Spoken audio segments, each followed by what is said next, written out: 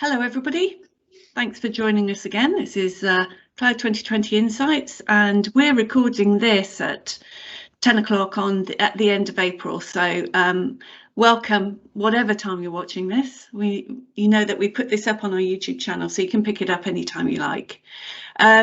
So Ian and I thought today, well, actually, it's probably a suggestion from the lovely Katie, wasn't it? Around hiring during the pandemic, the kind of tools we've used to make that work, how we've onboarded people without ever meeting them. That's Katie included. We're looking forward to a meeting at some point. Yeah. And just sort of how that works from an SMB perspective, I think, because in the end, that is what we are, aren't we, Ian? Yeah, absolutely. No, absolutely valid point. I think what we were talking about was how, as an SMB, we're using these tools that are available to us to not only operate as an SMB in a bigger world, maybe, but actually also layering on top of that this global pandemic and what that's thrown at us. Yeah. I think you're absolutely point. The big thing is that we took the conscious decision not to furlough anybody, to crack on, to do as much as we could, keep people on board so people didn't lose out on because as you know, we've got to continuously update our knowledge on a daily basis to keep up to date with what Dynamics 365 and Power Platforms are producing. And you can't do that unless people are engaged. Now, we can't engage because we're all in the same room anymore, but we seriously have tried that. And obviously the tools like Teams have just helped to enable us to do that. And as you say, and then we've got Katie, who came to join us, and we've never actually been in the same space together ever. And let's say, one day we'll do that. It'd be fantastic. But we had to bring Katie on board and give her the tools to engage with us, and for her to feel to be part of the team, and yet to operate from Salford. And I've never been to Salford. Sounds really very nice. I think she might be in Sale.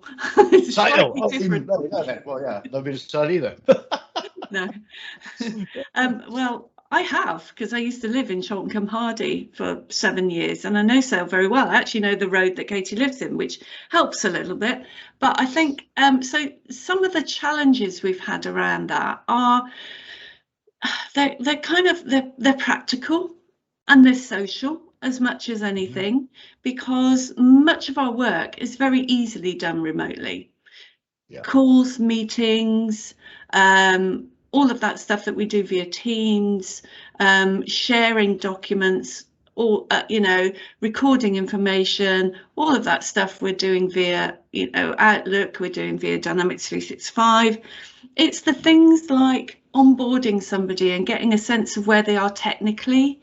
So what help do we need to give a marketing executive, for example, in order to help them get to grips with the new Dynamics 365 marketing platform? And also, can we assume knowledge of how to use Outlook, what to do with your inbox, particularly if you're a graduate, in the case of Katie, so we've had to think about things a little more than we would have necessarily needed to do if we met in office, because you could have these kind of conversations all day. You could be noticing, okay, I can see we just need to give a little bit of training and help in that area in order to bring upskill, or great, this person knows how to do that, we can now do this thing with it.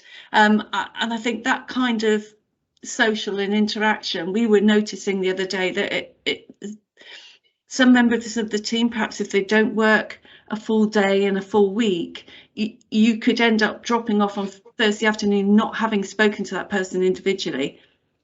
So I try to make sure I put in calls with people just to say hi. But it feels a little bit it sometimes feels a bit luxurious to do that, but it's recognizing how important that is, isn't it? And it's what would happen if you're in the office, because you go, oh, tell you, Tracy, you fancy a cup of tea? Okay, chat. How's the family? But so you have that interaction because you're in the same space.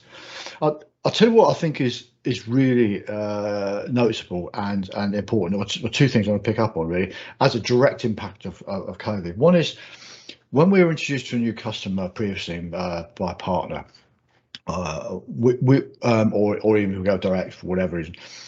The first thing you have to do is go, right, jump on a train or get in your car and go to that site, meet with a customer and spend 2 or 3 hours almost establishing your credibility by virtue of the fact you turned up on their site. Okay. Yeah. COVID, that's gone, right? We haven't done that for over a year now, and it's not changed anything. People, people now accept the fact that if they want to engage with us, we'll engage with them using video conferencing, using Teams. Yeah. So it's had good effects in some way. Obviously, saving the planet because we're not jumping in cars and stuff like that, saving us a huge amount of time. But the impact is my day from 8 in the morning most days through till 6 is just jam packed, and I know yours is as well, with meetings.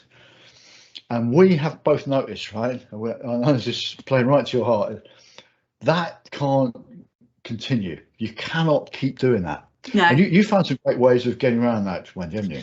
Yeah, I just picked up this blog post that actually came out from Microsoft, and I'll maybe ask Katie to put a link into the document at the PowerPoint at the end that we put up, and that is around research shows your brain needs a break. Outlook and Microsoft Teams are going to help you with that.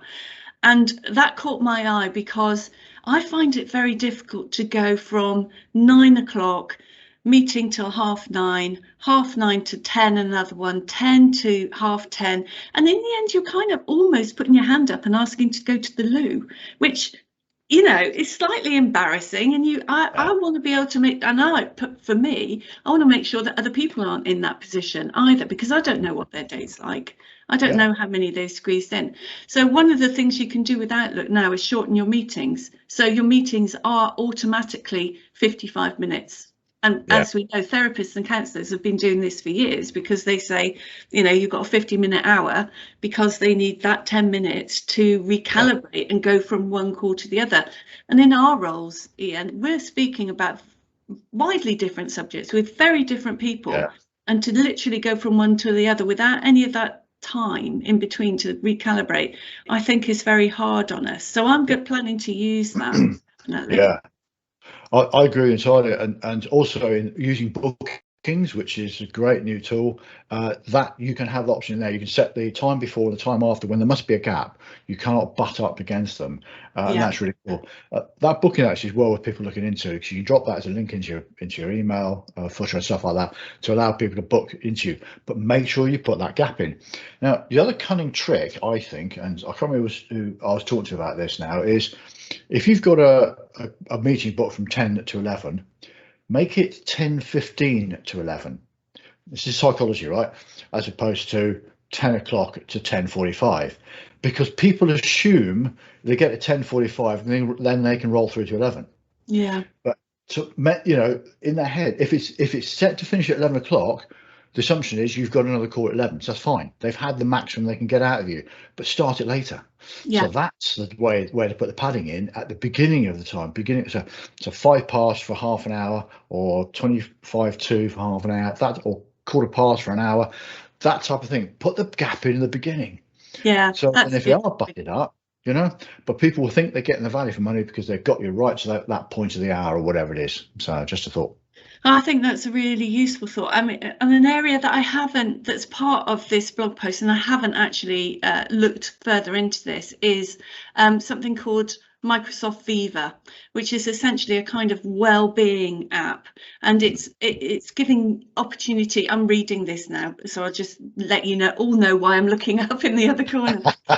But there's a reflection feature to help you be more aware of how you're feeling, identify patterns over time. I think mental health is so important, and helping ourselves, being an advocate for ourselves in terms of staying on board with ourselves, making sure we're okay in this very difficult time. The expectation is that it's actually going to carry on quite a while longer, and we've all got recovery to do from the kinds of things that have happened last year. And so I think we have to put that right up and forward in our lives, actually. And I want the people I work with to know that I support them to do that as well. And the other thing is that I like this send praise feature. But one of the things we've actually noticed is it's really important to shout out what the successes are. And we have a morning meeting every day, and we really try to say, okay, we did this yesterday, it was great, well done everybody that's involved in that. The other thing is a kind of virtual commute feature, which I quite like, help you wrap up your tasks at the end of the workday, and because I used to really enjoy that process of driving to and from somewhere or getting on a train and just having that focus time. You didn't have to go anywhere else. If it had been a very full-on meeting, you could actually take a bit of downtime, listen to a podcast, refresh yourself, then finish up for the end of the day. And whereas when we stand, and I've got a standing desk like you, there are days when I haven't moved more than 960 steps in my house, and I've got a 4-story house. So that's literally me coming up here, going down, coming up here, going down. That's it. And we can't carry on like that. That's not good for us. So we need to find ways of working with that and encouraging the people, our colleagues, to do the same, really. Absolutely. No, you're right. And it's being conscious of that, being aware of that, and just calling up a colleague every now and then, go, fancy coffee, and just so how's it going? What's happening with you? How's the family? What you doing the weekend? What have you? As you know, at the end of the week, we have a beer o'clock at 4 o'clock on a Friday, and we just get together and talk about stuff, whatever that might be. I'm sure this week is going to be what's happening in the 6th episode of Line of Duty. Let's all come out with our spoilers, but it's important because it's condensing all that time you'd normally have that chit chat whilst you're working in the office. Yeah. I think the other thing is even if you have a separate Teams channel, which is about where you just let off steam. Oh, blimey, I forgot to say so and so and I've lost it, or whatever. Just a rant space almost that a bit of a pressure cooker area. Yes, I agree. And I think we're probably coming up against our time here now, Ian, but I think one of the things to say is hiring during pandemic, hiring remote workers has opened our eyes to the fact that we no longer have to look geographically in terms of talent, and given the kind of constraints that there are on people with the kind of skills we need, that's actually a really good outcome. So it's not all bad. And then the other thing is that it has put us all back in charge of our own lives. Essentially, we no longer have the luxury of driving somewhere, being there for the day, driving back again. It's in our house, it's in our home, so we have to create those boundaries around it that are healthy for us all, and that puts us very firmly back in charge of our own lives, I think. But there are some really good positives about this. What I love is that I can go and have lunch with my wife. Yes. Oh, and that's great. 30 minutes a day, we sit down, we have lunch, we have a catch up, and I can't tell you how lovely that is. Brilliant. But not every day, because sometimes we don't coincide, but it's just a great option, and so you got to make them. It's a big readjustment, but I think we've been in it long enough now to understand what needs to be done to make it work as best as we can. But hats off to you, Wendy. You work so hard with the team and to help keep the team together, and that's brilliant. And we're still getting the good ideas coming out. So we are finding the time to get creative and look at the new stuff. So well done, brilliant. Well, thanks for the opportunity, Ian. It's been quite a ride this last year, hasn't it? It certainly has. Certainly has. Okay, so I think we'll wrap up now. Obviously, if there are topics you want us to cover, then drop us a comment. These links to these sessions go out on LinkedIn. We tweet them via our social media posts, and then there is our YouTube channel. And we do check for comments and everything. And if there are things you want us to cover, we'll be happy to do that. But in the meantime, thanks for having us. See you next week. Cheers, everyone.